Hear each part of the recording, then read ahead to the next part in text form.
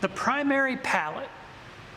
So this is one of our limited palettes, and it consists of yellow ochre, ultramarine blue, Indian red, so those are the three colors, ivory black, which you can think of as a really, really dull blue, and then we have our white over here. This is titanium. I have two different yellow ochres going just so that you can see the difference between them. You might end up with a slightly darker and duller, maybe more orange yellow ochre. This is the one I use on my palette, and it's brighter and more yellow. And just because we're here, this is my palette. So there might be some colors that on here that we'll be using later that we'll talk about. But anyway, so the idea behind this palette is that it has the primaries, right? And the primaries are the colors that you can't mix. So we're going to use the primaries to mix the secondaries, or we might just be having like a blue that we need to be slightly warmer, or a yellow that's a little bit cooler, or we're just adjusting very subtle things. This is a good palette for that, because one of the advantages that you're going to have, and this is a really important idea, when you keep your colors dull, they're easier to control.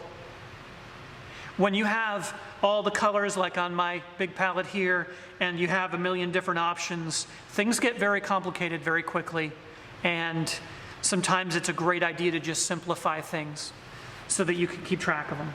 But this palette ensures that everything you do, there's a ceiling to how bright the colors can be, so it forces you to keep things dull. And that's one of the reasons why elements of this palette are really popular when it comes to painting people, because human skin is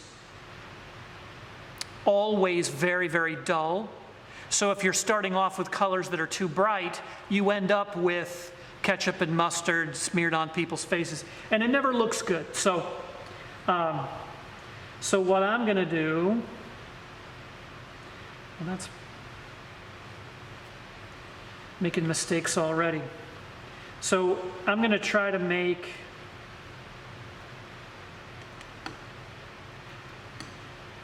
some value threads here, so that across the top here, all three of these, at the lighter values, I can actually match them. When it comes to the darker ones, the yellow is so light it really limits what we can do. Let's see, those, the blue and the yellow, it looks like they're pretty close. Now when I go in, ultramarine blue is a mineral pigment, so when you mix anything with it, it's really, really weak. It's going to get overpowered easily. Indian red is the opposite. Indian red is just the strongest color that you're going to come across. And it's one of the reasons why I have it on your palette, is because I want you to get used to dealing with one of these colors that's extremely strong while the stakes are relatively low. There are some blues that just turn everything into a painting of a Smurf. And if you're painting Smurfs, that's great, but you know, most of the time we're not. So, so let's do a middle value of our blue here.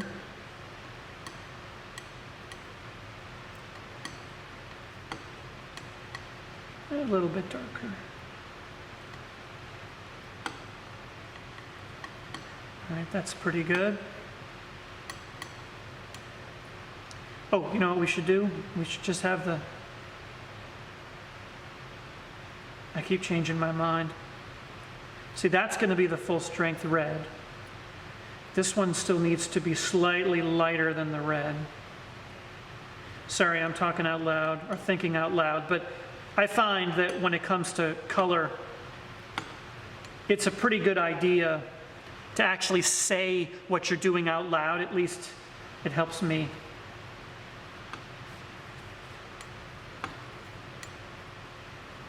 So that's going to be hard to get the same value, actually impossible, but okay, so now we go here.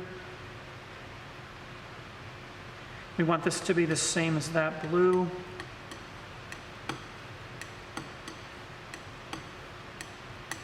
That's going to be pretty good. And we'll do a couple different versions down here. So when you go to mix these colors together,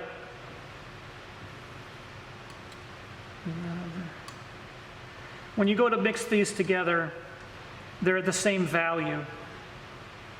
So if we bring this yellow, a tiny bit of it over to this blue, you can see this color just got slightly warmer.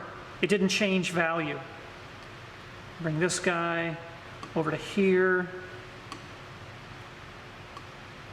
Value's not very much different. It's cooler. Maybe we can move that to the middle and let this stay a little greener or a little more yellow. Okay? So you see how subtle these colors are and how much control we have over them. It's one of the great things about mixing. And as a general rule, when you're mixing colors together, try to make them the same value first. I know I talked about that in the first mixing demo, but it's kind of a cool idea.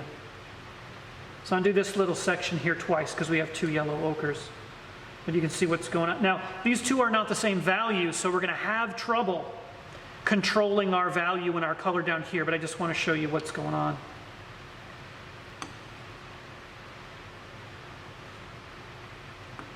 When we put a little bit of blue into that yellow.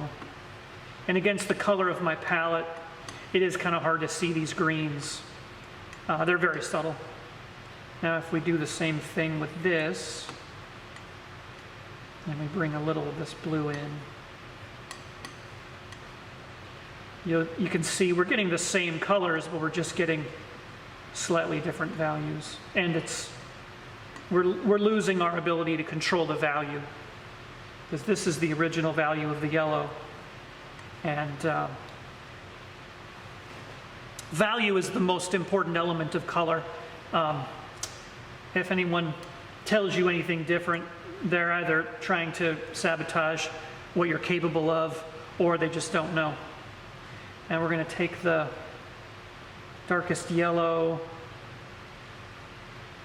and the darkest blue. And again, things down here are much, much harder to control. If you want, for the purposes of using this palette, raw umber was the color you used for the underpainting. Raw umber can be thought of as a yellow. It mixes as a yellow, and it's very dark. So you can substitute for these dark values if you want to substitute raw umber down here, so you can have a color that's the same value as this. That might be to your advantage. Now let's do this real quick.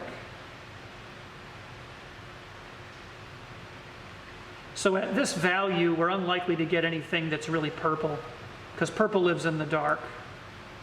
But we should get some interesting colors. And this palette is not about how bright everything is. It's actually about how dull everything is. So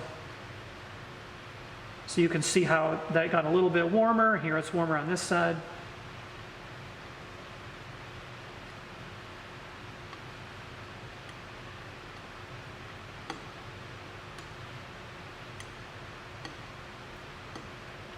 Now it looks like these two are not exactly the same value, because notice how it's getting much darker in the middle. Looks like I needed to adjust that. Some beautiful colors happening here, and that's really what it's all about. All right. That was contaminated with Indian red.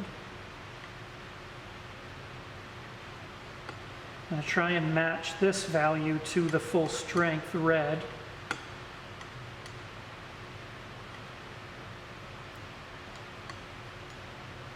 It looks a little bit dark. Yeah, that's pretty good. Let's try it. I'm going to move the red over to give myself more room. Because remember, ultramarine blue is super weak and Indian red is super strong.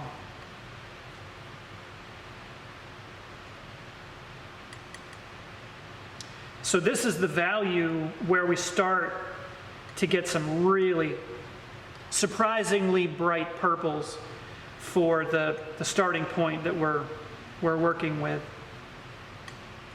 And then we can do the same thing with the darkest blue.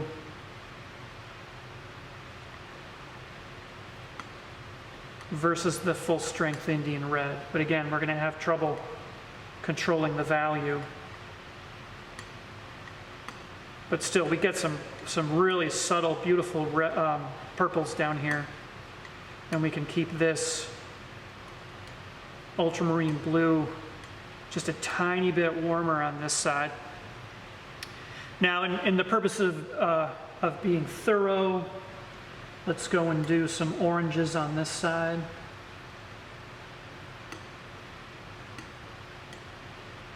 So that's pretty cool.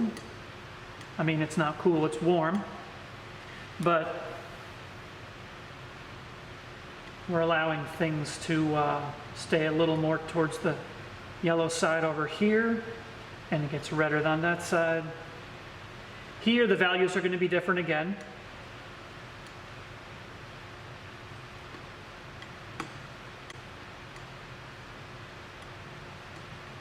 A little bit trickier to control.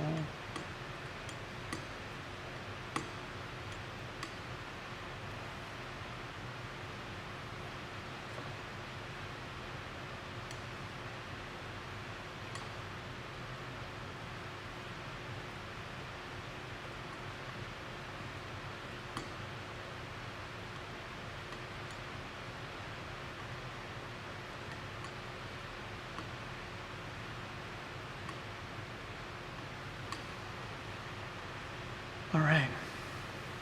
So that was the whole, I went through and I did all three secondary colors. So that was the whole thing. If you want to use black, just think about it like a blue. If you want to substitute raw umber for your darker yellows for a little bit more control, that's okay. I kept my values. The reason there aren't any really light lights through here is because I was trying to leave the value of the yellow ochre as my lightest light. But as you can see on this side, we can get a lot lighter. And if we just need it to be a tiny bit more yellow, or a tiny bit more red,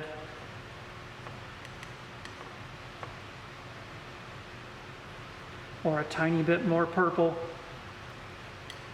We've got tons of options. The value range that we can hit here is huge.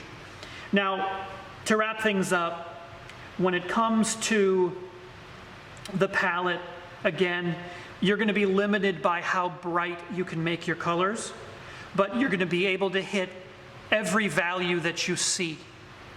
And value is way more important. Now, I should have done this at the beginning of the video, but I'll just talk it through quickly. When you mix colors, you go in a specific order, right? The first thing that you do is you mix your hue first. Because if the idea is to make a green, you don't start with orange or red, right? You start with a blue and a yellow to get there as quickly as possible. So you start your mixing with hue, and you get, a specific color. And then you ask yourself, okay, so I have that hue. The next step is I need to make an adjustment, usually for value. You make the adjustment for value, and in this case, when we're doing these threads, we did the value first, or at least we picked the colors we were going to mix, then we made them the right value, then we made them together, and the value was right. But most people don't think that way, so usually I end up explaining it.